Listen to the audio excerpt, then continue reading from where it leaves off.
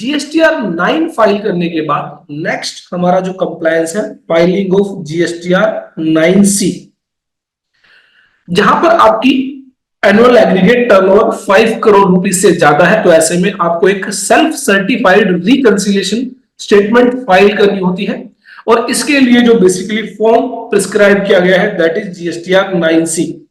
तो जिस तरह हमने जीएसटीआर 9 की सभी टेबल्स को समझा था, उसी तरह जीएसटीआर 9C की जो टेबल्स है ऑलमोस्ट 16 टेबल्स है, जिनको हम एक एक करके डिटेल में डिस्कस करेंगे, एनालाइज करेंगे कि किस टेबल में क्या इंफॉर्मेशन आपसे मांगी गई है, कैसे वो इंफॉर्मेशन आप प्रोवाइड करेंगे। तो यहां पर जीएसटीआर 9C के रिगार्डिंग अगर हम बात करें तो इनिशियली जो 4 टेबल्स है, first is your GST number, जो आपका जीएसटी रजिस्ट्रेशन नंबर है वो आप प्रोवाइड करेंगे। सेकंड इज फाइनेंशियल ईयर, आप जिस फाइनेंशियल ईयर के लिए जीएसटीआर 9C फाइल कर रहे हैं वो फाइनेंशियल ईयर आप एंटर करेंगे, दोनों ही मैंडेटरी फील्ड है। लीगल नेम, ट्रेड नेम ये आप एंटर करेंगे। Otherwise on the basis of your GST number ये जो इंफॉर्मेशन है ये आपकी फिल हो जाएंगी जब आप जीएसटीआर 9C को अपलोड कर देंगे। Name of the act, if you are liable to audit under any act, तो किसी भी एक्ट के तहत अगर आपकी ऑडिट हुई है तो वो एक्ट आप यहां पर मेंशन करेंगे। For example income tax act के तहत अगर आपकी ऑडिट हुई है तो ऐसे में आप इनकम टैक्स एक्ट 1961 जो है वो मेंशन करेंगे। अगर कंपनीज एक्ट के तहत ऑडिट हुई है तो ऐसे में आप कंपनीज एक्ट 2013 जो है वो मेंशन कर सकते हैं। उसके बाद जो नेक्स्ट पार्ट है that is second part. Second part के अंदर सबसे पहले टेबल नंबर 5 जो है वो आपको फिल करनी है, जहां पर आपकी ग्रॉस टर्नओवर का रिकंसिलिएशन आप प्रोवाइड करते हैं।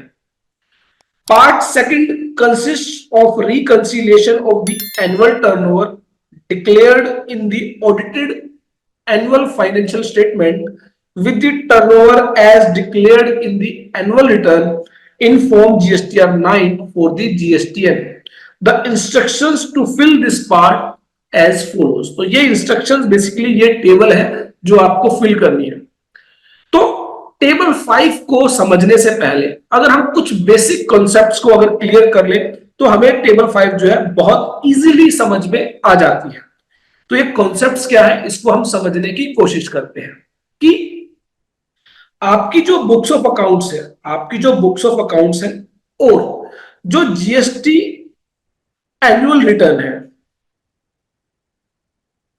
जो आपने इनफॉर्म जीएसटीआर 9 फाइल की है, तो ये बुक्स ऑफ अकाउंट्स अगर आपकी क्या है ऑडिटेड है, किसी चार्टेड अकाउंटेंट के द्वारा इनको ऑडिट किया गया है किसी भी एक्ट के तहत, इनकम टैक्स एक्ट के तहत, कंपनीज एक्ट के तहत, तो यहां पर जीएसटीआर 9C के अंदर आपको बेसिकली करना क्या है, जो ऑडिटेड फाइनेंशियल्स है, ऑडिटेड फाइनेंशियल्स है और जो आपकी एनुअल रिटर्न है जीएसटीआर 9, इस दोनों ही स्टेटमेंट्स में, इन दोनों ही डॉक्यूमेंट्स में कुछ डिफरेंसेस होंगे, कुछ डिफरेंसेस होंगे। उन डिफरेंसेस के रिगार्डिंग आपको एक रिकंसिलिएशन स्टेटमेंट जो है वो प्रिपेयर करनी है इनफॉर्म जीएसटीआर 9C। अब ये डिफरेंसेस क्यों होंगे? फॉर एग्जांपल अगर आपकी बुक्स ऑफ अकाउंट्स के अकॉर्डिंग जो टर्नओवर है लेट से वो 7 करोड़ रुपीस है और जीएसटी एनुअल रिटर्न के अकॉर्डिंग भी जो आपकी टर्नओवर है वो भी 7 करोड़ रुपीस है, इट मींस यहां पर कोई डिफरेंस नहीं है। तो आप क्या करेंगे, रिकंसिलिएशन स्टेटमेंट तो फाइल करेंगे लेकिन with nil differences, zero differences, यहां पर कोई डिफरेंस नहीं है। बुक्स ऑफ अकाउंट्स के अकॉर्डिंग जो टर्नओवर है और जीएसटी एनुअल रिटर्न के अकॉर्डिंग जो टर्नओवर है वो मैच हो रही है। लेकिन स्टिल बहुत सारे, काफी सारे इंस्टेंसेस ऐसे होंगे जहां पर इनके अंदर डिफरेंसेस होंगे, और डिफरेंसेस इस वजह से नहीं कि आपने कोई गलती कर दी है, डिफरेंसेस कॉन्सेप्चुअली भी हो सकते हैं और आपकी किसी गलती की वजह से भी हो सकते हैं। तो यहां पर अगर कॉन्सेप्चुअली की अगर हम बात करें किस तरह से डिफरेंसेस हो सकते हैं, तो सबसे पहली बात कि लेट्स से एग्जांपल के लिए हमारी जो फर्म है एबीसी लिमिटेड, जिसके लिए हम मानकर चलते हैं जीएसटीआर 9 और 9C फाइल करने जा रहे हैं, तो ABC limited during the financial year during the financial year 2022-23 received advance for services. तो लेट से हम मान लेते हैं ये जो अमाउंट है ₹10 लाख, और कब रिसीव हुए हैं? इन मार्च 23। अब as per place of supply provisions, GST law के अंदर प्लेस ऑफ सप्लाई प्रोविजंस के अकॉर्डिंग अगर आप सर्विसेज के लिए कोई एडवांस रिसीव करते हैं तो ऐसे में आपको जो है रिसिप्ट बेसिस पर यहां पर क्या करना होगा? जीएसटी लायबिलिटी डिस्चार्ज करनी होगी। लेकिन हुआ क्या कि मार्च 2023 में ये एडवांस रिसीव हुआ और इसको सर्विसेज प्रोवाइड की गई मई 2023 के अंदर। तो अगर हम बुक्स ऑफ अकाउंट्स के लिए जो अक्रूवल बेसिस का जो कॉन्सेप्ट फॉलो करते हैं तो यह एडवांस जो है हमारे लिए क्या है? एडवांस इन फाइनेंशियल ईयर 22-23 ये एक लायबिलिटी है जिसको हम under the current liabilities head में जो है अपने फाइनेंशियल्स, अपनी बैलेंस शीट में रिपोर्ट करते हैं। जबकि इस एडवांस पर जो जीएसटी लायबिलिटी है वो हम मार्च 23 के अंदर ही डिस्चार्ज करते हैं, पे करते हैं। तो मान लेते हैं हमारी जो टर्नओवर थी as per books of accounts वो 7 करोड़ रुपीस है, लेकिन एज पर जीएसटीआर 9 वो कितनी होगी? 7 crore rupees plus 10 lakh rupees, it means 7.10 crore rupees. तो आप देखेंगे यहां पर कितने रुपए का डिफरेंस है? 10 लाख रुपीस का।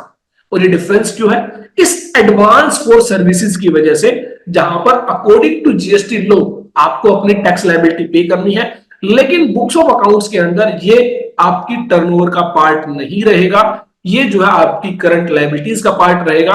तो ऐसे में ये जो डिफरेंस है इसको आप कहां बताएंगे? आप इसको बताएंगे इन जीएसटीआर 9C रिकंसिलिएशन स्टेटमेंट। तो ध्यान रखें कि ये जरूरी नहीं है कि आपकी जो ऑडिटेड एनुअल टर्नओवर है और जो आपकी जीएसटीआर 9 के अकॉर्डिंग जो टर्नओवर है वो उसमें डिफरेंस नहीं हो सकता, उसमें डिफरेंस हो सकता है। और डिफरेंस होने का मतलब ये बिल्कुल भी नहीं है कि आपने गलतियां की है। कॉन्सेप्चुअली भी एज पर जीएसटी लॉ भी जो है यहां पर कुछ डिफरेंसेस हो सकते हैं।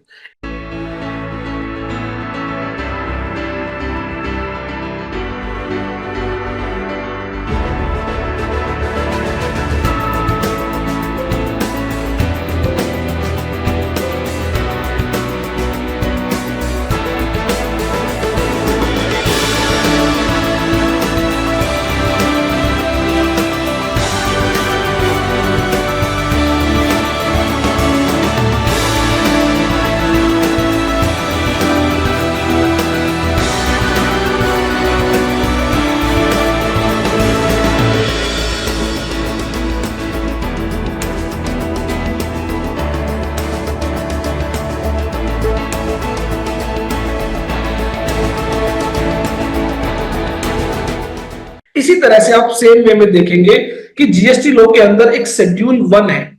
शेड्यूल 1 जहां पर बात करता है कि अगर आप विदाउट कंसिडरेशन कोई सप्लाई दे रहे हैं और वो सप्लाई अगर शेड्यूल 1 के तहत फॉल करती है तो ऐसे में उस पर आपको जो है जीएसटी लायबिलिटी डिस्चार्ज करनी होगी। और वैल्यूएशन रूल्स के अकॉर्डिंग जो है वहां पर सप्लाई की जो वैल्यू है वो डिटरमाइन की जाती है। लेकिन जहां पर हम कोई कंसिडरेशन चार्ज ही नहीं कर रहे तो आप देखेंगे बुक्स ऑफ अकाउंट्स के अंदर वहां पर कोई अमाउंट रिकॉर्ड नहीं की जाती, क्योंकि अकाउंटिंग प्रिंसिपल्स के अकॉर्डिंग, अकाउंटिंग रूल्स के अकॉर्डिंग अगर किसी ट्रांजैक्शन में कोई फाइनेंशियल इंप्लीकेशन नहीं है तो वो रिकॉर्ड ही नहीं होगी। तो इट मींस जहां पर आप फ्री ऑफ कॉस्ट अगर कोई सप्लाई दे रहे हैं तो ऐसे में बुक्स ऑफ अकाउंट्स के अंदर वो रिकॉर्ड नहीं होती है।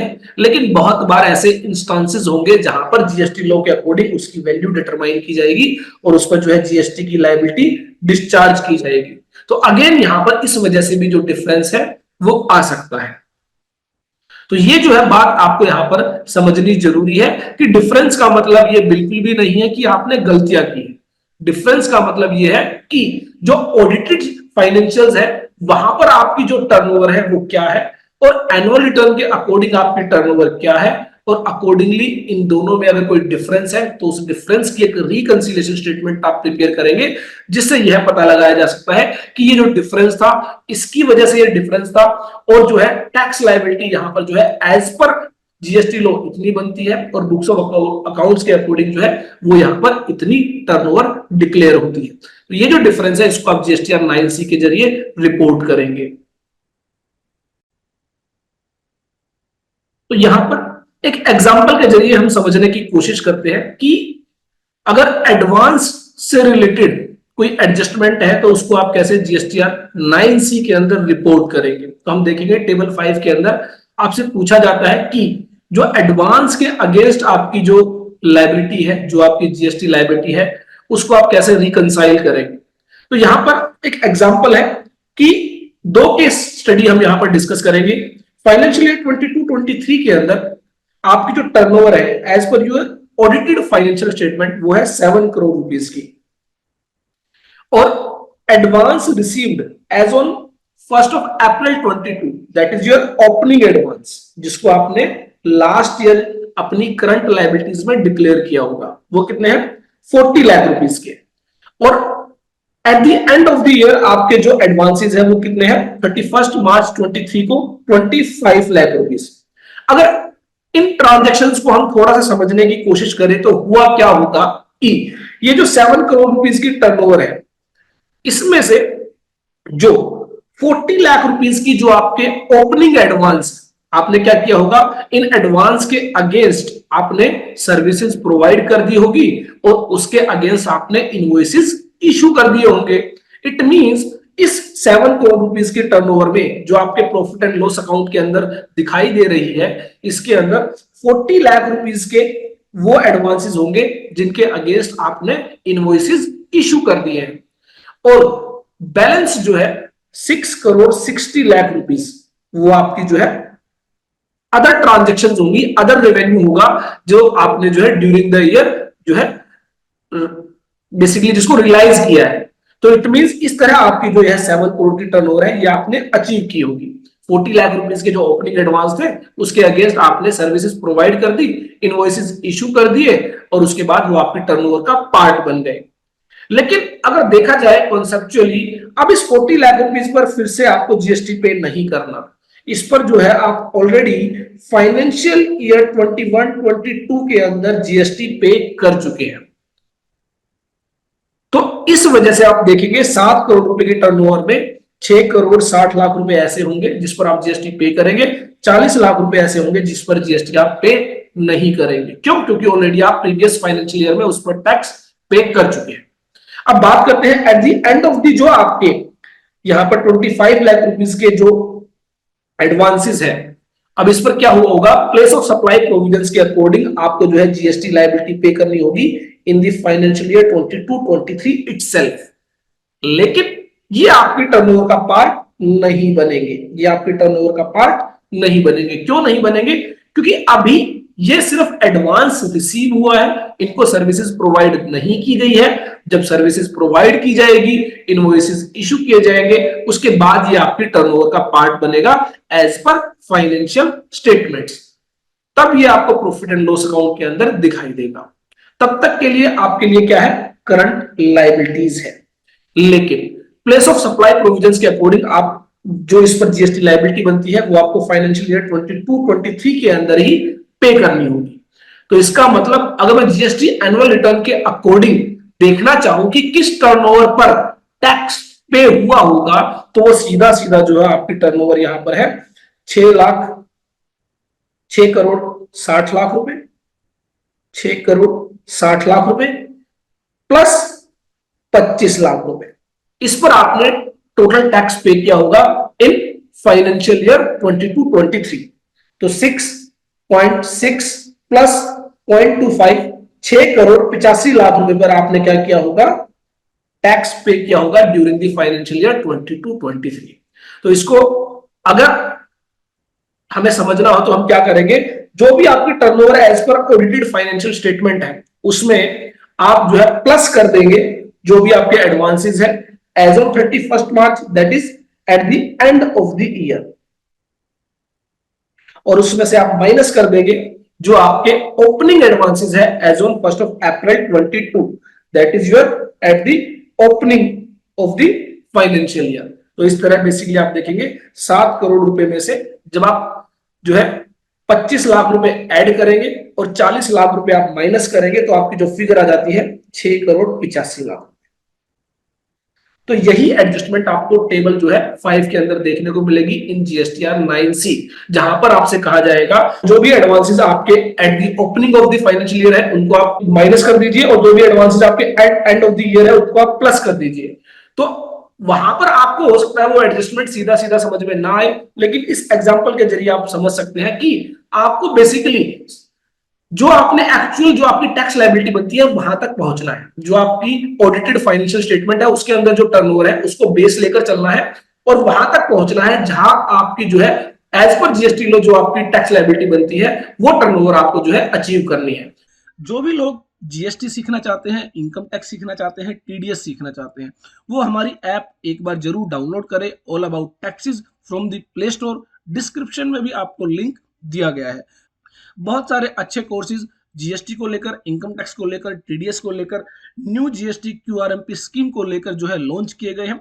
कोई भी आपका डाउट है तो आप हमें कॉल कर सकते हैं 9350118496 नंबर पर। साथ ही हमारी ऐप के अंदर आप हमारे साथ चैट सेक्शन के जरिए जुड़ सकते हैं। कोई भी आपकी क्वेरी है, कोई भी आपकी प्रॉब्लम है तो चैट सेक्शन में आप हमें प्रोवाइड कर सकते हैं। आपकी क्वेरीज को जो है सोल्व किया जाएगा, उसको आंसर किया जाएगा। तो यहाँ पर 6 करोड़ 60 लाख रुपए पर जो है इस साल में टैक्स पे किया जाएगा, 40 लाख रुपए पर टैक्स पे नहीं किया जाएगा क्योंकि प्रीवियस फाइनेंशियल ईयर में टैक्स पे हो चुका है, और 25 लाख रुपए पर करंट फाइनेंशियल ईयर में टैक्स पे किया जाएगा। तो इसका मतलब 6 करोड़ 60 लाख और 25 लाख 6 करोड़ 85 लाख रुपए आपकी टर्नओवर होनी चाहिए as per your GST annual return.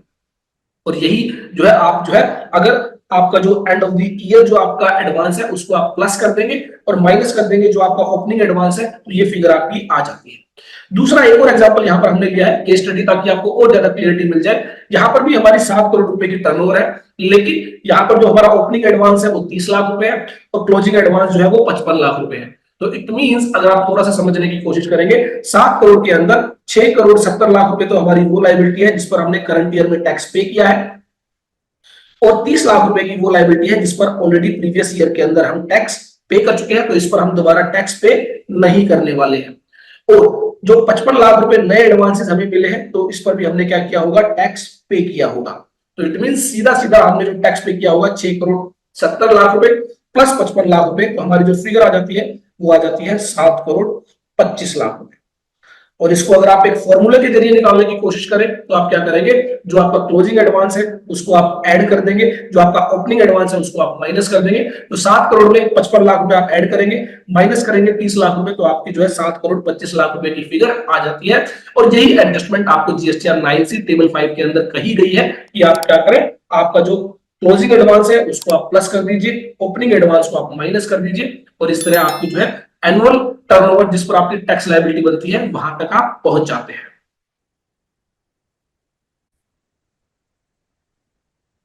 Next हमारा एक और जो कॉन्सेप्ट आता है जीएसटीआर 9C को समझने के लिए, that is unbilled revenue. Means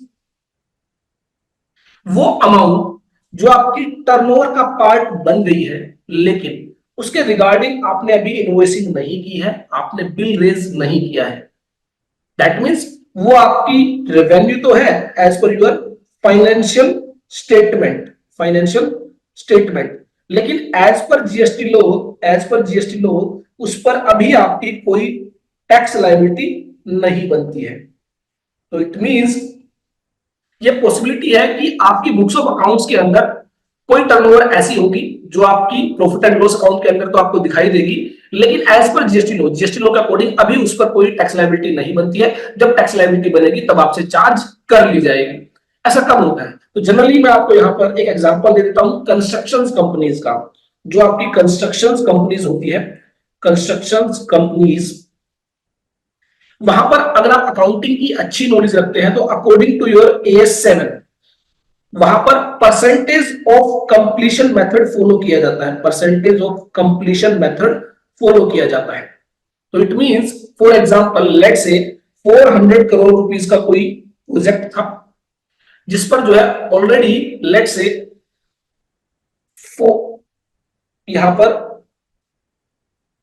160 crore rupees जो है वो खर्च हो चुके हैं, और जो अमाउंट यहां पर रियलाइज हुई है, अमाउंट यहां पर जो रियलाइज हुई है, लेट से वो अमाउंट यहां पर रियलाइज हुई है हमें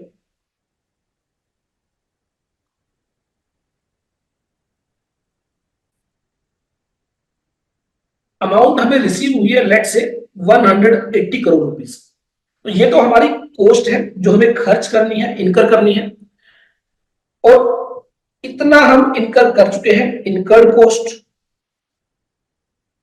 इट मींस हमने अराउंड 40% जो है कॉस्ट खर्च कर दी है, और जो टोटल सेल्स अमाउंट है जो इस प्रोजेक्ट से हमें रियलाइजेशन होगी, टोटल सेल्स अमाउंट वो होगी लेट से 500 करोड़ रुपीस। तो according to percentage of completion method आपकी जो टर्नओवर है, आपका जो रेवेन्यू है वो होगा 500 crore into 40%, that is 200 crore. लेकिन हमने जो अमाउंट रिसीव की है वो 180 करोड़ रुपीस है, और इसकी जो जीएसटी लायबिलिटी है वो हमने डिस्चार्ज कर दी है, और हमने जो है इनवॉइसिंग भी जो है, हमने जो इनवॉइस इशू किए हैं वो भी 180 करोड़ रुपीस के रिगार्डिंग ही इशू किए हैं। अब यहां पर आप देखेंगे इस अमाउंट और इस अमाउंट में अराउंड 20 करोड़ रुपीस का डिफरेंस है, क्योंकि ये जो वैल्यू है ये AS7 के अकॉर्डिंग है कि आपकी जो टर्नओवर होनी चाहिए वो 200 करोड़ रुपीस होनी चाहिए। लेकिन एज पर जीएसटी लॉ हमने 180 करोड़ रुपीस पर जो जीएसटी लायबिलिटी डिस्चार्ज की है वो सही लायबिलिटी डिस्चार्ज की है। यहाँ पर 20 करोड़ रुपीस के रिगार्डिंग तो हमने अभी बिल ही इशू नहीं किए हैं, इनवॉइस ही रेज नहीं किए हैं, और अकॉर्डिंग टू जो है प्लेस ऑफ सप्लाई यहाँ पर जो है इस 20 करोड़ रुपीस पर भी कोई टैक्स लायबिलिटी नहीं बनती। तो इसका मतलब ये हुआ कि ये आपकी कौन सी रेवेन्यू है, अनबिल्ड रेवेन्यू। वो रेवेन्यू जो आपने अकाउंट्स वो तो कर लिया, बुक्स ऑफ अकाउंट्स के अंदर उसको रिकॉर्ड तो कर लिया, लेकिन उसके रिगार्डिंग आपने इनवॉइसिंग नहीं की है, उसके रिगार्डिंग आपने बिल रेज नहीं किया है, उसके रिगार्डिंग जीएसटी में आपकी कोई टैक्स लायबिलिटी नहीं बनती है। तो इसका मतलब ये हुआ कि ये जो अनबिल्ड रेवेन्यू है अगर आपकी बुक्स ऑफ अकाउंट्स के अंदर आ रहा है, आपके फाइनेंशियल स्टेटमेंट्स के अंदर आ रहा है, तो इसकी आपको क्या करनी पड़ेगी, जो है रिकंसिलिएशन स्टेटमेंट के अंदर एडजस्टमेंट करनी पड़ेगी। क्यों करनी पड़ेगी? आपका प्रॉफिट एंड लॉस अकाउंट तो बताएगा कि जो टर्नओवर है वो कितनी है, 200 करोड़। आपका profit and loss account 200 crore रुपए का जो है टर्नओवर बताएगा, लेकिन जीएसटी रिटर्न्स के अकॉर्डिंग 180 करोड़ रुपीस आपकी टर्नओवर है। ये जो 20 रुपीस का डिफरेंस है ये आपको बताना होगा कि अनबिल्ड रेवेन्यू है, इस पर कोई जीएसटी लायबिलिटी नहीं बनती।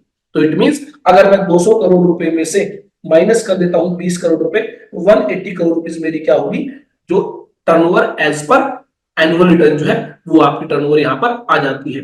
यही एडजस्टमेंट मुझे कहां करनी है, जीएसटीआर 9 से रिकंसिलिएशन स्टेटमेंट के अंदर। अनबिल्ड रेवेन्यू के रिगार्डिंग भी यहां पर हम एक एग्जांपल डिस्कस कर लेते हैं ताकि आपको अच्छे से समझ में आ सके। तो ये हमारी ऑडिटेड टर्नओवर है as per financial statement, as per profit and loss account, कितने रुपए की, 7 करोड़ रुपए की। और 1 अप्रैल 2022 को that is opening of the year जो है हमारा अनबिल्ड रेवेन्यू था 1 करोड़ रुपीस, और 31 मार्च 2023 को हमारा जो अनबिल्ड रेवेन्यू था वो कितना था, 1 करोड़ 50 लाख रुपए। तो इट मींस 31 मार्च को हमारा अनबिल्ड रेवेन्यू था 1 करोड़ 50 लाख रुपए की, वो रेवेन्यू जो आपकी टर्नओवर के अंदर तो इंक्लूड कर लिया गया, लेकिन उसके रिगार्डिंग इनवॉइसिंग नहीं की गई है, बिल्स रेज नहीं किए गए हैं, प्लेस ऑफ सप्लाई के अकॉर्डिंग जीएसटी लायबिलिटी डिस्चार्ज नहीं की गई है। तो इसका मतलब अगर मैं बात करूं इस टर्नओवर को मैं समझने की कोशिश करूं तो 7 करोड़ रुपए की टर्नओवर के अंदर 5.5 करोड़ की टर्नओवर ऐसी है जो आपकी रेगुलर टर्नओवर है, और 1.5 करोड़ रुपीस की टर्नओवर ऐसी टर्नओवर है जो अनबिल्ड रेवेन्यू है, जिस पर जो है AS7 के अकॉर्डिंग या किसी और वजह से जो भी है हमने अनबिल्ड रेवेन्यू जो है रिकॉग्नाइज किया है, जिसको हमने टर्नओवर के अंदर तो इंक्लूड किया है, लेकिन एज पर जीएसटी लॉ उस पर कोई टैक्स लायबिलिटी नहीं बनती। तो इसका मतलब सीधा सीधा इस पर जो है आपने कोई जीएसटी पे नहीं किया होगा, 5.5 करोड़ पर आपने जीएसटी पे कर दिया होगा। और ये जो 1 करोड़ रुपए की टर्नओवर है ये लास्ट ईयर का अनबिल्ड रेवेन्यू है, लास्ट ईयर का अनबिल्ड रेवेन्यू जिस पर आपने जो है लास्ट ईयर टैक्स पे नहीं किया, करंट ईयर के अंदर आपने इस पर जो है इनवॉइसिंग की होगी, बिल्स रेज किए होंगे, प्लेस ऑफ सप्लाई के अकॉर्डिंग इस पर जो अपनी टैक्स लायबिलिटी है वो डिस्चार्ज की होगी। तो इसका मतलब इस पर आपने जीएसटी पे किया है 5.5 और 1 करोड़ रुपए पर। तो कुल मिलाकर अगर मैं बात करूं, सीधा सीधा आपने कितनी अमाउंट पर टैक्स पे किया, आपने अमाउंट जो टैक्स पे किया 5.5 करोड़ और 1 करोड़, 6 करोड़ 50 लाख रुपए की अमाउंट पर आपने जो है टैक्स पे किया। तो ये आपकी जीएसटी एनुअल रिटर्न के अकॉर्डिंग क्या होनी चाहिए, टर्नओवर होनी चाहिए। तो इसका मतलब अगर एक फॉर्मूला अगर मैं जीएसटी 9C की टेबल के अकॉर्डिंग डराइव आउट करता हूं, तो यहां पर आप देखेंगे कि हमने क्या किया, 7 करोड़ में से 1 करोड़ 50 लाख माइनस कर दिया। दैट मीन्स जो हमारा क्लोजिंग अनबिल्ड रेवेन्यू है उसको हम माइनस कर देंगे और हमारा जो ओपनिंग अनबिल्ड रेवेन्यू है उसको हम प्लस कर देंगे। अब देखेंगे एडवांस में ठीक इसके अपोजिट है। एडवांस के अंदर जो है हमने क्या किया है, एडवांस के अंदर जो है क्लोजिंग को हमने प्लस किया है और ओपनिंग को माइनस किया है, जबकि यहां पर हमने अनबिल्ड रेवेन्यू के अंदर क्लोजिंग को माइनस किया है और ओपनिंग को प्लस किया है। लेकिन यहां पर मैं आपको प्लस माइनस कोई फॉर्मूला नहीं समझाना चाहता, मैं बेसिकली कॉन्सेप्ट आपका क्लियर करना चाहता हूं कि ये प्लस और माइनस क्यों किया जा रहा है। यहां पर आप देखेंगे कि ये जो लायबिलिटी है अनबिल्ड रेवेन्यू की, जो लास्ट ईयर की है, करंट ईयर के अंदर आपने इस पर जीएसटी पे किया होगा, करंट ईयर के अंदर आपने इसकी इनवॉइसिंग की होगी, बिल्स रेज किए होंगे, इस पर अपनी जीएसटी लायबिलिटी डिस्चार्ज की होगी।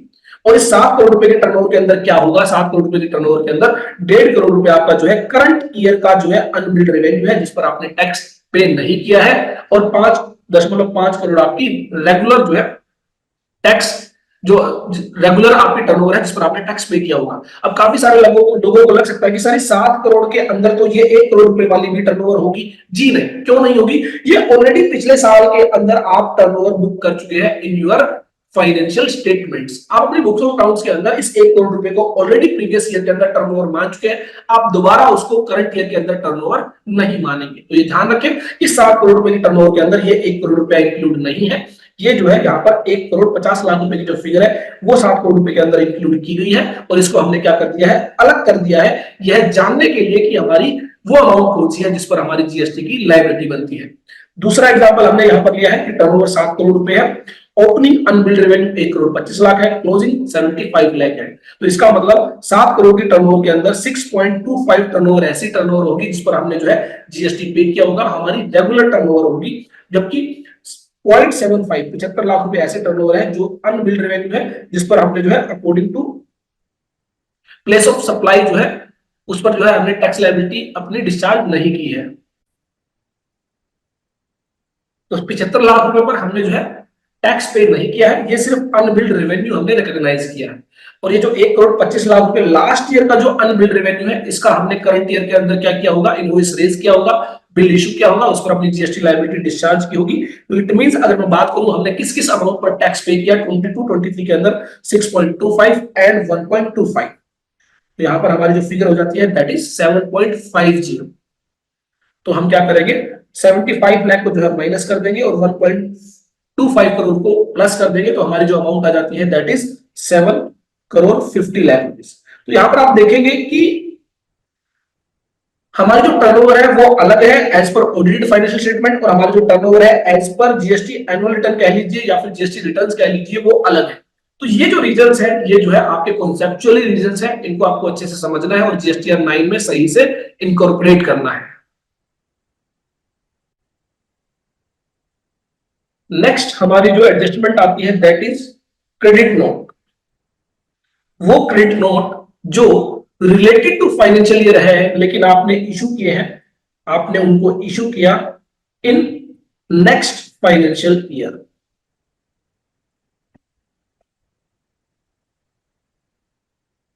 और ये आपने जो है नेक्स्ट फाइनेंशियल ईयर के अंदर जो भी एडजस्टमेंट की, इसको आपने अपनी जीएसटी एनुअल रिटर्न के अंदर जो है रिकॉर्ड किया है, मेंशन किया है। तो इसका मतलब नेक्स्ट फाइनेंशियल ईयर के अंदर जो क्रेडिट नोट इशू हुए होंगे, अगर मैं बात करूं फाइनेंशियल ईयर 22-23 के रिगार्डिंग, और इसका क्रेडिट नोट इशू किया गया फाइनेंशियल ईयर 23-24 में, तो 22-23 की जो टर्नओवर है उसके अंदर जो है इस क्रेडिट नोट का इफेक्ट नहीं होगा। जबकि 23-24 के अंदर आपने इसको क्रेडिट नोट को जो है बेसिकली रिकॉर्ड किया है, और उसको आपने फाइनेंशियल ईयर 22-23 की जो जीएसटी एनुअल रिटर्न फाइल की है उसके अंदर आपने उसको रिपोर्ट किया है। तो वो क्रेडिट नोट जो आपने नेक्स्ट फाइनेंशियल ईयर में इशू किए और उसका इफेक्ट आपने जीएसटीआर 9 के अंदर लिया है, उसकी वजह से भी डिफरेंसेस आ सकते हैं। फॉर एग्जांपल 22-23 के अंदर आपकी जो टर्नओवर है लेट से वो है 6 करोड़ रुपीस, और आपने एक 10 लाख रुपीस का जो क्रेडिट नोट है वो आपने नेक्स्ट फाइनेंशियल ईयर के अंदर जो है इशू किया है, जिसको आपने फाइनेंशियल ईयर 22-23 की जीएसटी एनुअल रिटर्न फाइल करते हुए रिपोर्ट किया है। तो ऐसे में एज पर अकाउंटिंग कॉन्सेप्ट्स आपकी जो टर्नओवर होगी वो 6 करोड़ रुपए होगी, और ये जो 10 लाख रुपीस की जो क्रेडिट नोट है ये आप नेक्स्ट ईयर के अंदर कंसीडर करेंगे। जबकि जीएसटी एनुअल रिटर्न में क्या होगा, यहां पर 6 करोड़ माइनस 10 लाख रुपीस आपने जो है 5 करोड़ 90 लाख रुपए पर अपनी जो लाइबिलिटी है वो डिक्लेयर की होगी, डिस्चार्ज की होगी। तो ये जो 10 लाख रुपीस का डिफरेंस है आप उसको क्या करेंगे, माइनस करेंगे at the time of filing GSTR 9 से। तो वो क्रेडिट नोट जो आपने जीएसटी एनुअल रिटर्न में कंसीडर किए हैं, नेक्स्ट फाइनेंशियल ईयर में इशू किए हैं, जो आपके टर्नओवर का पार्ट नहीं है, जिसका इफेक्ट आपके टर्नओवर में नहीं लिया गया है। अब इसका अपोजिट भी हो सकता है। अपोजिट क्या हो सकता है कि वो क्रेडिट नोट जो आपने अपनी टर्नओवर के अंदर तो इफेक्ट ले लिया, आपने अपनी turnover as per financial statement जो है उसके अंदर तो आपने इसका इफेक्ट ले लिया, लेकिन जीएसटी लॉ उस क्रेडिट नोट को परमिट नहीं करता। आप सबको पता है जीएसटी लॉ के अंदर सर्टेन कंडीशंस होती हैं, उन कंडीशंस के तहत ही अगर क्रेडिट नोट इशू किया जाता है तभी आप अपने टैक्स लायबिलिटी को रिड्यूस कर सकते हैं, अदरवाइज आप अपनी टैक्स लायबिलिटी रिड्यूस नहीं कर सकते। तो एक तरह से आप कमर्शियल क्रेडिट नोट इसे कह सकते हैं, वो क्रेडिट नोट जिससे आपकी टैक्स लायबिलिटी अफेक्ट नहीं होती, जबकि टर्नओवर के अंदर उस क्रेडिट नोट को कंसीडर किया जाता है। जो आपकी फाइनेंशियल स्टेटमेंट होती है, जो आपका प्रॉफिट एंड लॉस अकाउंट होता है, जो आपका ट्रेडिंग अकाउंट होता है, उस ट्रेडिंग अकाउंट के अंदर जो टर्नओवर आप लेते हैं, अगर आपने कोई क्रेडिट नोट इशू किया है तो उसको आप लेस कर देते हैं। फॉर एग्जांपल 6 करोड़ रुपीस की आपकी टर्नओवर है और उसमें से आपने 10 करोड़ रुपीस का कोई कमर्शियल क्रेडिट नोट जो है इशू कर दिया है। कमर्शियल क्रेडिट नोट का मेरा मतलब यहां पर है कि जिससे आपकी टैक्स लायबिलिटी कम नहीं होती है। आपको टैक्स तो 6 करोड़ रुपए पर ही पे करना है, टैक्स मीन जीएसटी तो 6 करोड़ रुपए पर ही पे करना है, लेकिन आपकी बुक्स ऑफ अकाउंट के अंदर आपने अपने किसी सप्लायर को, वेंडर को, जिसको भी आप सप्लाई दे रहे हैं, आपने क्या किया, 10 लाख रुपीस का एक डिस्काउंट दे दिया थ्रू क्रेडिट नोट। और ऐसे में इस 10 लाख रुपीस को जीएसटी लॉ के अंदर जो है आपकी टैक्स लायबिलिटी रिड्यूस करने के लिए परमिट नहीं किया जाता। तो इन दैट सिचुएशन क्या होगा, ट्रेडिंग अकाउंट के जरिए आपकी जो टर्नओवर होगी वो 5 करोड़ 90 लाख रुपए होगी, लेकिन जीएसटी रिटर्न्स के अकॉर्डिंग आपकी जो टर्नओवर होगी वो 6 करोड़ रुपए होगी। तो इसका मतलब मैं क्या करूंगा, अपनी ऑडिटेड फाइनेंशियल स्टेटमेंट में 10 लाख रुपीस को ऐड कर दूंगा और हमारी जो टर्नओवर है वो हमारी जीएसटी रिटर्न्स के अकॉर्डिंग क्या हो जाएगी, मैच हो जाएगी। तो यहां पर दो तरह के क्रेडिट नोट है, एक बात आपको समझना है। एक तरह का जो क्रेडिट नोट है जहां पर आपने जो है फाइनेंशियल ईयर 22-23 की टर्नओवर के अंदर उसका इफेक्ट नहीं लिया है, जबकि जीएसटी एनुअल रिटर्न के अंदर आपने उसका इफेक्ट लिया है, तो आप उसको क्या करेंगे, आप उसको माइनस करेंगे, लेस करेंगे। और अगर आपने जो है टर्नओवर के अंदर उसका इफेक्ट ले लिया है लेकिन जीएसटी एनुअल रिटर्न के अंदर उसका इफेक्ट नहीं लिया है, तो आप ऐसे में क्या करेंगे, उसको प्लस करेंगे। तो ये बेसिकली जो है जीएसटीआर 9C के अंदर क्रेडिट नोट के रिगार्डिंग जो है एडजस्टमेंट है। इसके अलावा कुछ डिस्काउंट है जो कि सिमिलर है टू दी क्रेडिट नोट। आपने डिस्काउंट दिया है किसी वेंडर को, लेकिन एज पर जीएसटी लॉ उस डिस्काउंट पर आप अपनी जीएसटी लायबिलिटी रिड्यूस नहीं कर सकते।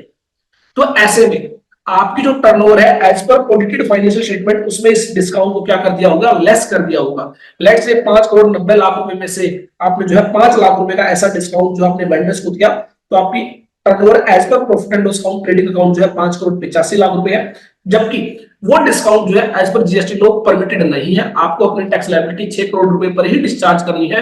तो इसका मतलब आप क्या करेंगे, उस 5 लाख रुपए को भी ऐड कर देंगे अपनी ऑडिटेड फाइनेंशियल स्टेटमेंट्स टर्नओवर के अंदर to achieve the turnover as per GST annual returns, as per GST returns. तो ये बेसिकली जो है एडजस्टमेंट आपको जीएसटीआर 9C के अंदर देखने को मिलेगी।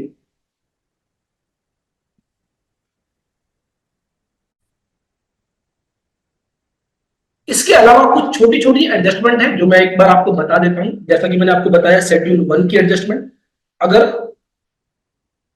एज पर जीएसटी लॉ कोई ट्रांजेक्शन जहां पर शेड्यूल 1 के अकॉर्डिंग कोई कंसिडरेशन तो नहीं है, लेकिन still as per valuation rules value जो है डिटरमाइन की जाएगी और उस पर जीएसटी लायबिलिटी जो है वो आपको डिस्चार्ज करनी होगी, पे करनी होगी। जबकि आपकी जो फाइनेंशियल स्टेटमेंट्स है उसके अंदर ये जो है आपको अमाउंट जो है विदाउट कंसिडरेशन ना होने की, वो जो है विदाउट कंसिडरेशन होने की वजह से स्टिल आपने कोई अमाउंट चार्ज नहीं किया, तो वो आपको फाइनेंशियल स्टेटमेंट्स के अंदर देखने को नहीं मिलेगी। तो इसकी वजह से क्या होगा, आपकी जो ऑडिटेड फाइनेंशियल स्टेटमेंट की जो टर्नओवर है लेट से वो है 6 लाख रुपीज। लेकिन मान लेते हैं कोई ऐसी ट्रांजेक्शन जहां पर आपने कोई कंसिडरेशन तो चार्ज नहीं किया, लेकिन एज पर शेड्यूल 1 जो है उसकी जो वैल्यू है वो 10 लाख रुपीज है और उस पर आपने जो अपनी टैक्स लायबिलिटी बनती है वो पे कर दी है। तो ऐसे में क्या होगा, इस अमाउंट को मुझे ऐड करना होगा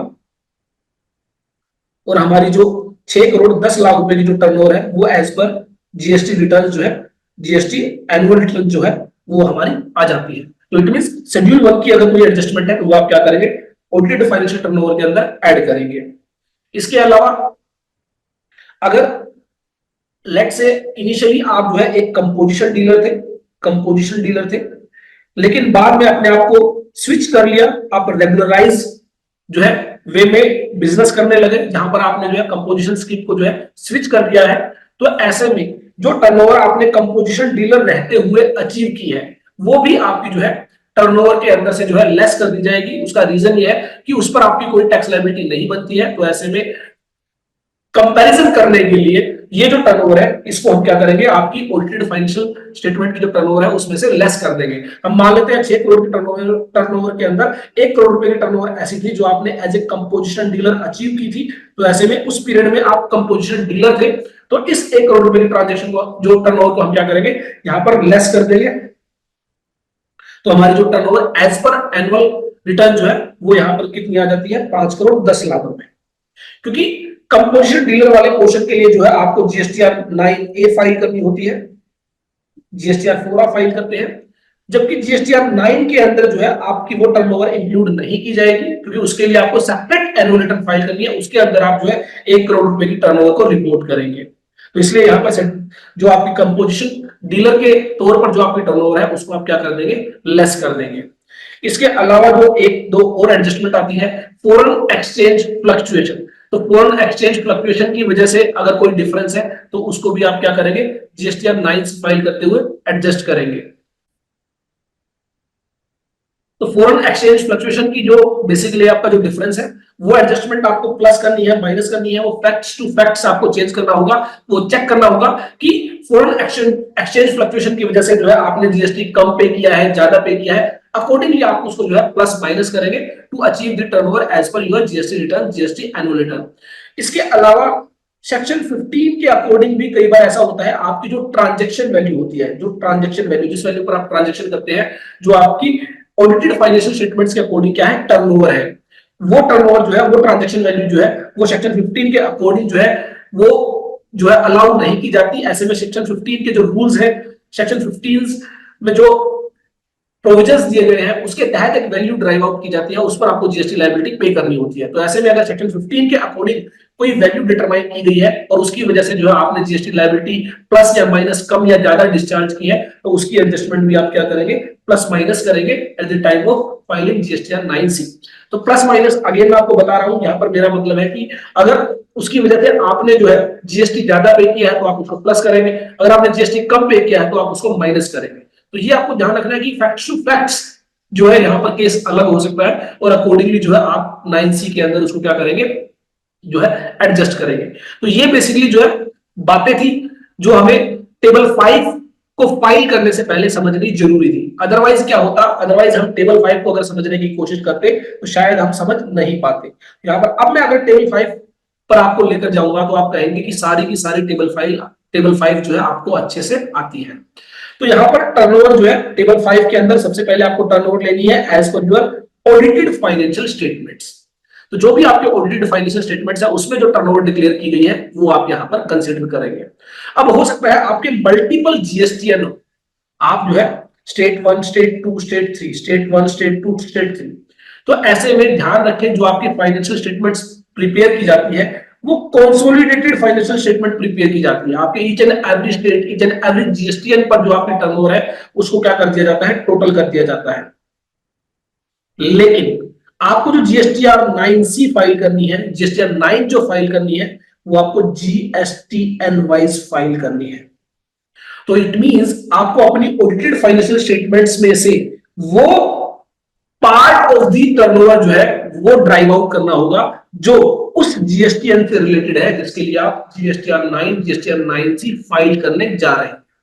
तो फॉर एग्जांपल मेरी स्टेट 1 की जो टर्नओवर है लेट से वो 3 करोड़ रुपीस है, स्टेट 2 की 2 करोड़ रुपीस है, स्टेट 3 की जो है 7 करोड़ रुपीस है। तो मेरी जो टोटल टर्नओवर हो जाती है वो हो जाती है 12 करोड़ रुपीस। लेकिन अगर मैं स्टेट 2 के लिए अपनी जीएसटीआर 9 फाइल कर रहा हूं तो मैं क्या करूंगा, 2 करोड़ रुपीस की टर्नओवर को कंसीडर करते हुए अपनी जीएसटीआर 9 प्रिपेयर करूंगा। तो ये आपको ध्यान रखना है, यहां पर जो कहा गया है turnover as per the audited financial statement for the state union territory for multiple GSTN units under same PAN the turnover shall be derived from the audited financial statements. तो जो आपकी ऑडिटेड फाइनेंशियल स्टेटमेंट्स है उसमें से आप वो जो है ड्राइव आउट करेंगे वो फिगर जो उस स्टेट से यूनियन टेरिटरी से रिलेटेड है। उसके बाद यह टर्नओवर आप यहां पर पुट करेंगे और हमें कहां तक पहुंचना है, हमें पहुंचना है turnover as declared in GSTR 9। तो इस टर्नओवर तक पहुंचने के लिए हमें क्या करना होगा, सर्टेन एडजस्टमेंट्स करनी होगी और वो एडजस्टमेंट्स हमने बहुत अच्छे से समझी है। तो यहां पर सबसे पहले unbilled revenue at the beginning of the financial year. तो at the beginning of the financial year जो आपका अनबिल्ड रेवेन्यू है वो आप उसकी एडजस्टमेंट क्या करेंगे, उसको आप प्लस करेंगे। क्यों? क्योंकि करंट ईयर के अंदर हमने क्या कर दिया होगा, उसके इनवॉइस रेज कर दिए होंगे, उसके बिल रेज कर दिए होंगे, प्लेस ऑफ सप्लाई प्रोविजन के अकॉर्डिंग उस पर अपनी जीएसटी लायबिलिटी पे कर दी होगी। तो ऐसे में वो हमारी जीएसटीआर 9 का पार्ट बनेगी। उसके अलावा unadjusted advances at the end of the financial year. तो at the end of the financial year जो हमारे अनएडजस्टेड एडवांसेस है वो क्या होगा, वो भी अगेन हमारी टर्नओवर का पार्ट नहीं है, वो करंट लायबिलिटीज के अंदर है, लेकिन हमने उस पर अपनी क्या की होगी, टैक्स लायबिलिटी डिस्चार्ज की होगी। तो इस वजह से वो जीएसटी रिटर्न्स के अंदर जो है आ रही होगी। तो हमें जीएसटीआर 9 तक पहुंचने के लिए इसको क्या करना होगा, ऐड करना होगा। Deemed supply under schedule 1, schedule 1 के अकॉर्डिंग कोई ट्रांजैक्शन जहां पर कंसिडरेशन नहीं है, हमने उस पर टैक्स पे किया है, तो ऐसे में वो हमारे टर्नओवर का पार्ट नहीं होगी। लेकिन हमें जीएसटीआर 9 तक पहुंचना है तो उसके लिए हमें क्या करना होगा, ऐड करना होगा। Credit note issued after the end of the financial year but reflected in the annual return. तो यहां पर वो क्रेडिट नोट जो आपने इशू किए after the end of the financial year, next financial year के अंदर, और उसका इफेक्ट आपने जीएसटी एनुअल रिटर्न के अंदर लिया है। तो मैंने आपको बताया था कि इसकी वजह से क्या होगा, आपकी जो टर्नओवर है बुक्स ऑफ अकाउंट्स के अंदर ज्यादा आ रही होगी, जबकि एनुअल रिटर्न के अंदर कम हुई होगी। तो आप क्या करेंगे, इसको माइनस करेंगे। उसके बाद trade discount accounted for the audited financial statement but are not permissible under GST. तो आपने अपनी फाइनेंशियल स्टेटमेंट के अंदर ट्रेड डिस्काउंट को एडजस्ट कर लिया है, लेस कर दिया है, जबकि जीएसटी एनुअल रिटर्न में उसको परमिट नहीं किया गया, उस पर आपको टैक्स पे करना है। तो ऐसे में आप इसको क्या करेंगे, प्लस करेंगे। Turnover from 17 April 17 to June 17 आज की डेट में इररिलेवेंट है। इनिशियली जब आपने 17-18 के लिए जब जीएसटीआर 9C फाइल की होगी तब वहां पर आपके लिए रेलिवेंट था, तो आज की डेट में इसका कोई ट्रीटमेंट नहीं है। Unbilled revenue as at the end of the financial year, तो वो अनबिल्ड रेवेन्यू जो हमने जो है रिकॉग्नाइज किया है as a turnover in our financial statement, लेकिन उस पर हमारी कोई जीएसटी लायबिलिटी नहीं बनती है। तो ऐसे में हम क्या करेंगे, इसको टर्नओवर में से लेस कर देंगे। तो यहां पर आप इसको लेस करेंगे। Unadjusted advances at the beginning of the financial year, तो अगेन ये क्या है, ये आपकी जो है टर्नओवर के अंदर जो है आ रहा होगा, जबकि इस पर टैक्स आपने प्रीवियस ईयर के अंदर ही पे कर दिया है। तो अब आप इसको क्या करेंगे, माइनस करेंगे, क्योंकि ये आपकी जीएसटी एनुअल रिटर्न का पार्ट नहीं होगा। Credit note accounted for in the audited financial statement but are not permissible under GST. तो वो क्रेडिट नोट जो आपने अपने टर्नओवर के अंदर एडजस्ट कर लिए हैं एज पर फाइनेंशियल स्टेटमेंट, लेकिन जीएसटी लॉ में उसको परमिट नहीं किया गया, तो अब आप इसको क्या करेंगे, ऐड करेंगे। Adjustment on account of supply of goods by SEZ unit to DTA units. तो जो है एसईजेड यूनिट्स जब डीटीए यूनिट्स के लिए गुड्स रिमूव करती है तो वो अगर कोई एडजस्टमेंट है तो आप यहां पर जो है उसको एडजस्ट करेंगे। इसके रिगार्डिंग जो है थोड़ी सी क्लैरिफिकेशन मुझे भी नहीं है, इसके लिए मैं आपको यहां पर ज्यादा क्लैरिफाई नहीं कर सकता, लेकिन ऐसी कोई एडजस्टमेंट अगर आपके पास है जहां पर एसईजेड यूनिट से डीटीए यूनिट्स की तरफ जो है गुड्स रिमूव की गई है, तो वो अगर कोई एडजस्टमेंट है तो वो आप यहां पर जो है के पार्ट के अंदर करेंगे। इसके अलावा turnover for the period under composition scheme, तो कंपोजिशन स्कीम की जो टर्नओवर है वो आप जो है जीएसटीआर 9 ए के अंदर, जीएसटीआर 4 के अंदर जो है उसकी रिपोर्टिंग करेंगे, उसको आप यहां पर क्या करेंगे, माइनस करेंगे। इसके बाद adjustment in turnover under section 15 and rules thereunder. तो सेक्शन 15 के रिगार्डिंग अगर कोई एडजस्टमेंट हुई है प्लस माइनस, तो वो आप जो है एम पार्ट के अंदर करेंगे। तो बेसिकली सेक्शन 15 वहां पर जो है एप्लीकेबल होता है जहां पर आपकी ट्रांजेक्शन वैल्यू को जो है वो ट्रांजेक्शन वैल्यू नहीं माना जाता, जिस वैल्यू पर आपने ट्रांजेक्शन की है वहां पर अकॉर्डिंग टू वैल्यूएशन रूल्स जो है आपकी ट्रांजेक्शन वैल्यू की जो वैल्यू है वो डिटरमाइन की जाती है, उस पर आपको टैक्स पे करना होता है। तो अगर कोई भी एडजस्टमेंट है प्लस या माइनस, वो आप यहां पर करेंगे।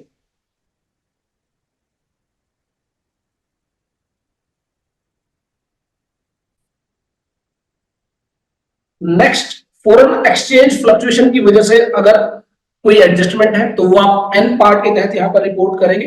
और इसके अलावा भी और कोई एडजस्टमेंट बच जाती है जो अबव लिस्टेड नहीं है, तो वो एडजस्टमेंट आप जो है ओ पार्ट के अंदर यहां पर करेंगे। प्लस माइनस जो भी आपके केस में एप्लीकेबल है, अकॉर्डिंगली आपको पहुंचना कहां तक है, आपको जीएसटीआर 9 की एनुअल टर्नओवर में जो आपके टर्नओवर, एनुअल रिटर्न के अंदर जो आपकी टर्नओवर है वहां तक आपको पहुंचना है। तो इसके लिए आपको ये सारी एडजस्टमेंट करनी होगी।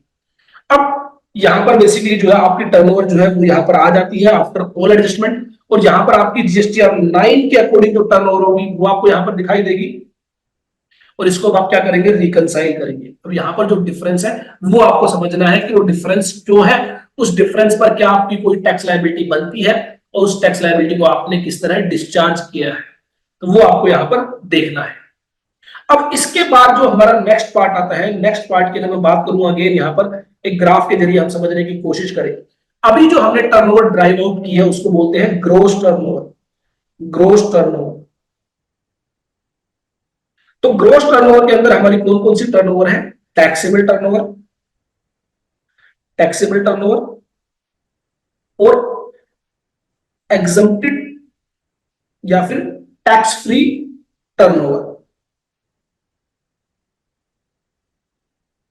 तो अभी आपसे जो दो कंपैरिजन लिए गए हैं, टेबल 5 में जो कंपैरिजन लिया गया है वो ग्रोस टर्नओवर का कंपैरिजन लिया गया है। Gross turnover as per audited financial statement और एज पर जीएसटीआर 9। तो सबसे पहले तो आपको टेबल 5 के अंदर इसको रिकंसाइल करना है। उसके बाद यहां पर जो डिफरेंस है उसके रिगार्डिंग आपको बताना है आपकी क्या टैक्स लायबिलिटी बनती है।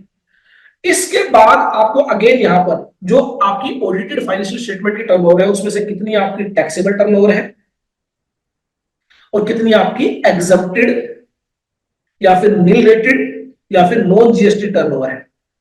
तो हमने देखा था टैक्सेबल टर्नओवर हमारी जो है टेबल 4 के अंदर आती है, जीएसटीआर 9 के अंदर, और एग्जम्प्टेड जो है टेबल 5 के अंदर आती है।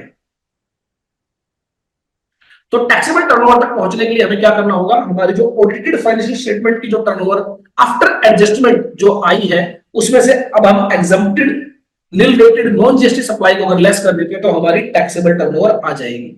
और इस टैक्सेबल टर्नओवर को हम जीएसटीआर 9 के अंदर जो टैक्सेबल टर्नओवर है जो कि आपकी टेबल 4 के अंदर आप रिपोर्ट करते हैं उससे क्या किया जाएगा, अगेन कंपेयर किया जाएगा। तो यहां पर आप देखेंगे कि टेबल 5 के अंदर जो आपका रिकंसिलिएशन है वो ग्रॉस टर्नओवर के रिगार्डिंग, जबकि हमारी जो नेक्स्ट टेबल है table number 7 that is reconciliation of taxable turnover.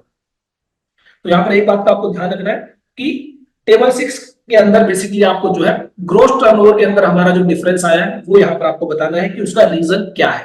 तो reconciled difference in annual gross turnover, तो वो जो डिफरेंस आया है उसका जो भी रीजन है वो रीजन आप यहां पर बता सकते हैं। तो ध्यान रखें ये जो रीजन है ये रीजन है आफ्टर, ये जो डिफरेंस है ये है आफ्टर एडजस्टमेंट। तो आफ्टर एडजस्टमेंट अगर मान लीजिए हमारी फिगर आ गई 7 करोड़ रुपए और यहां पर हमारी फिगर है 7 करोड़ 10 लाख रुपए, तो इस 10 लाख रुपए के डिफरेंस को हमें वहां पर बताना है कि ये 10 लाख रुपए का डिफरेंस क्यों है। और उसके बाद जब इस डिफरेंस को आप यहां पर बताएंगे टेबल नंबर 6 के अंदर, नेक्स्ट हमारी जो टेबल आएगी table number 7 that is reconciliation of taxable turnover. तो इसके अंदर हम क्या लेंगे, हमारी जो एडजस्टेड टर्नओवर है जो हमने अभी अभी टेबल नंबर 5 के अंदर ड्राइव आउट की है वो यहां पर हमारी 5P नंबर से जो है यहां पर ऑटोफिल रहेगी। उसमें से हम exempted nil rated non GST turnover non supply turnover को लेस कर देंगे। Zero rated supply without payment of tax, supplies on which tax is to be paid by the recipient on reverse charge basis, ये जो है हम यहाँ पर amounts को जो है लेस कर देंगे तो हमारी वो अमाउंट आ जाएगी जो हमारी टैक्सेबल टर्नओवर होगी as per audited financial statements. ये हमारे जो है टेबल नंबर 5 का पार्ट है जो हमारी जीएसटीआर 9 के अंदर हमने रिपोर्टिंग की है। वहां से आप इन फिगर्स को क्या कर सकते हैं, ड्राइव आउट कर सकते हैं और यहाँ पर जो है अपनी बुक्स ऑफ अकाउंट से आप इसको क्या करेंगे, मैच करेंगे और अकॉर्डिंगली जो है यहाँ पर अपनी टैक्सेबल टर्नओवर को डिक्लेयर करेंगे। इस टैक्सेबल टर्नओवर को जब हम जीएसटीआर 9 की जो टैक्सेबल टर्नओवर है उससे कंपेयर करेंगे, अगेन अगर यहाँ पर कोई डिफरेंस आता है तो उसको हम क्या करेंगे, जो है विद रीजन यहाँ पर जो है उसका जो है आपको बताना है कि वो डिफरेंस क्यों है और अकॉर्डिंगली जो है उसकी जो टैक्स लायबिलिटी भी जो है वो आपको बताना है कि आपने पे कर दी है या नहीं पे कर दी है। तो ये आप देखेंगे यहाँ पर टेबल नंबर 11 के अंदर additional amount payable but not paid due to reason specified in table 6, table 8, table 10। तो टेबल 6 और टेबल 8 को हम समझ चुके हैं। टेबल 6 हमारी ग्रॉस टर्नओवर है, टेबल 8 हमारी टैक्सेबल टर्नओवर है। नेक्स्ट हमारा जो है टेबल नंबर 8 जो है बेसिकली वो आपकी टेबल नंबर 7 के अंदर जो डिफरेंस है उसका रीजन आपको यहां पर बताना है, reason for unreconciled difference in taxable turnover. तो इन डिफरेंसेस की वजह से हमारी जो टैक्स लायबिलिटी बनेगी वो हम जो है टेबल नंबर 11 के अंदर रिपोर्ट करेंगे। तो 9 के अंदर बेसिकली आपको क्या करना है, reconciliation of rate wise liability and amount payable there. तो जो भी आपकी टर्नओवर है उसको आप जो है रेट वाइज यहां पर जो है रिपोर्ट करेंगे और उसकी वजह से आपकी जो कितनी टैक्स लायबिलिटी बनती है, टैक्स पेबल जो बनता है वो आप यहां पर मेंशन करेंगे और उस अमाउंट को आप कंपेयर करेंगे total amount paid as per GST annual return. तो अगर आपने ज्यादा पे कर दिया है तो कोई दिक्कत नहीं है, लेकिन अगर आपने कम पे किया है तो अगेन जो है टेबल 11 के अंदर आपको बताना होगा और इस अमाउंट को क्या करना होगा, पे करना होगा। तो यहाँ पर रेट वाइज बेसिकली आपको बताना है 5%, 5% reverse charge, 6%, 12%, 12% reverse charge, 18%, 18% reverse charge, 28%, 28% reverse charge, 3%, 0.25%, 0.10% interest, late fees, penalty, others. तो सारी की सारी जो आपकी टैक्स लायबिलिटीज बनती है, जो आपके ड्यूज बनते हैं जीएसटी लॉ में, वो आपको यहाँ पर मेंशन करने हैं और अकॉर्डिंगली जो है उसको कंपेयर करना है total amount paid as declared in annual return. इसके अलावा यहाँ पर इंस्ट्रक्शंस भी आपको काफी सारी दी गई है जिनको आप रीड कर सकते हैं। एक एक ये जो नोट्स हैं ये आपको शेयर कर दिए जाएंगे। इसमें जो है आप जितनी भी टेबल्स हैं जिनके रिगार्डिंग जो भी एडजस्टमेंट्स आपको दी गई है, इंस्ट्रक्शंस आपको दी गई है, वो जरूर केयरफुली आप रीड करें।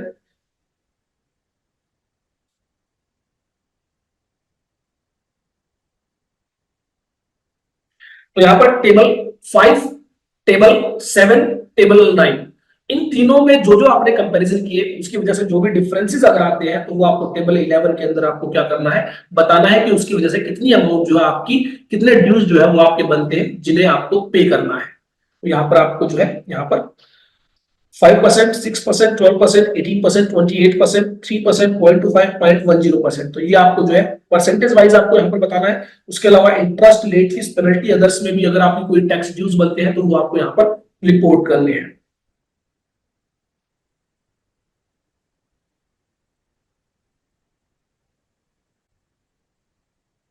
अभी तक हमने जितनी भी टेबल्स को डिस्कस किया, तो अगर बात करें कि कौन सी टेबल ऑप्शनल है कौन सी नहीं है, तो जितनी भी टेबल्स है, table number 4, sorry table number 5, 6, 7, 8, 9, 10, 11, कोई भी टेबल ऑप्शनल नहीं है आपके केस में। जहां पर भी जो भी इंफॉर्मेशन है वो आपको फिल करनी है।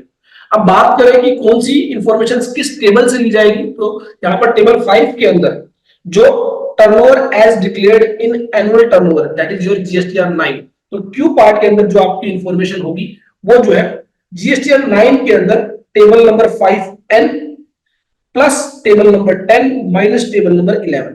इसके बाद जो आपकी फिगर आती है वो फिगर आपको यहां पर देखने को मिलेगी। हालांकि प्रैक्टिकली जब हम जीएसटीआर 9C को फाइल करेंगे तो मैं आपको बताऊंगा कि कहां से वो इंफॉर्मेशन जो है आपकी यहां पर पुट की जाएगी।